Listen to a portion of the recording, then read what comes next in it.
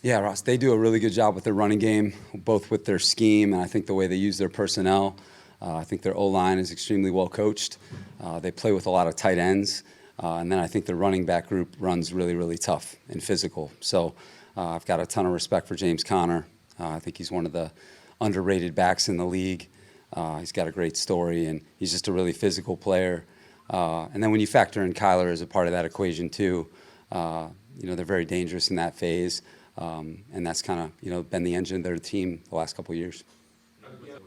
Yeah, I mean, you're adding gaps in the run game and you're adding vertical threats in the passing game. So I think Drew Petzing does a really good job tying it all together, the marriage of the run and the pass. And I think all three of those tight ends complement one another, and it gives them a lot of flexibility with how they play because they all play really different roles but impactful roles for their team. So, they're one of the teams that's unique in that way right now.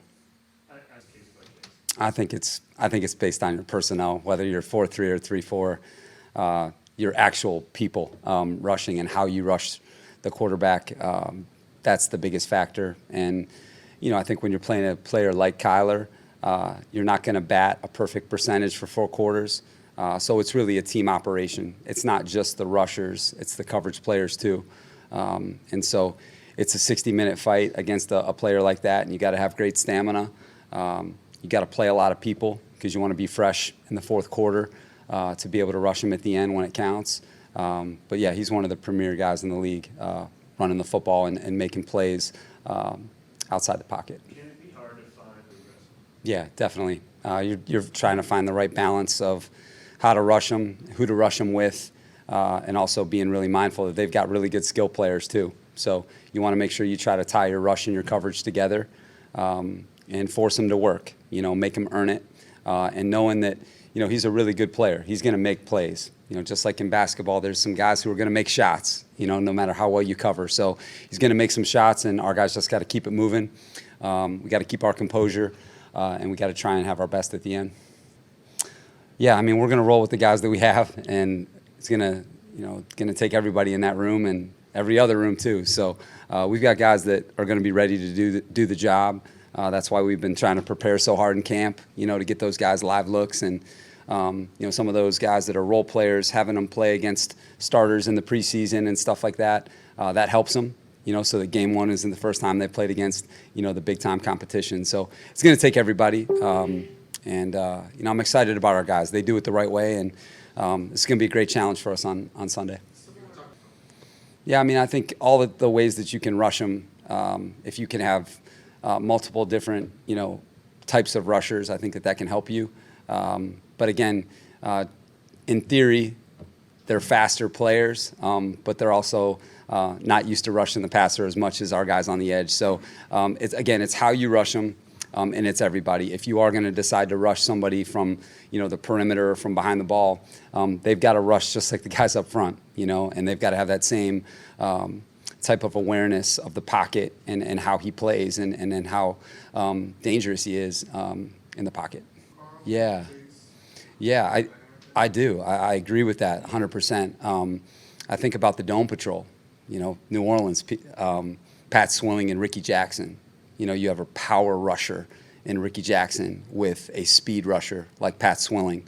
I've been fortunate in the NFL, a Khalil Mack and Leonard Floyd, those guys playing together. Von Miller and Bradley Chubb. I think that there's a lot to that. And so, I think if you look at the great combinations, that's certainly, I think, something that you want to have. And I think we have enough versatility here that we can play that way too. And as you mentioned, our guys are accomplished rushers. We've got 3 guys for sure that have, produced at a high level, and Chris has been a veteran in this league for a long time too. And, we have Fidel too, and a couple other guys too that we feel like at least, they fit the description of an edge player. So, yeah, it's one of those, we've come a long way, since playing each other on the basketball court in the 4th grade. So, he's one of the best I know. He means a lot to me, and, I'm just so happy for him.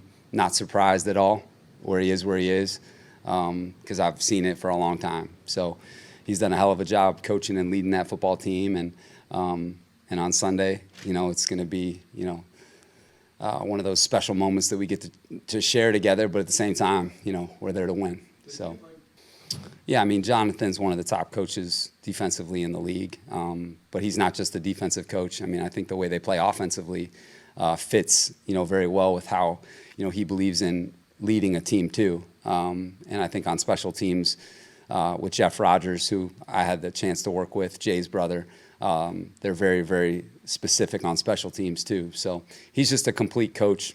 And again, very happy for his success.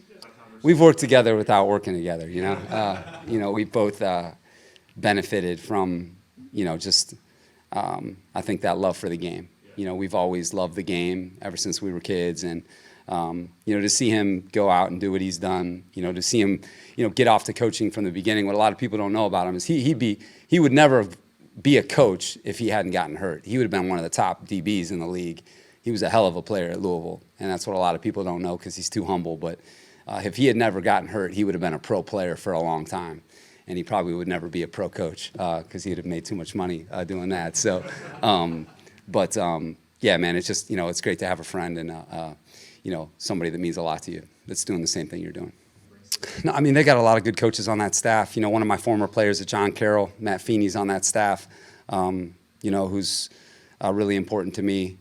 They do a really good job, I think, in all phases of their team coaching. I think Jonathan's put a quality staff together, and I think that you've seen it in how they've played their first 2 years. They've really made a lot of progress, and, I think that he's doing a fantastic job leading that team. All right, guys, take care.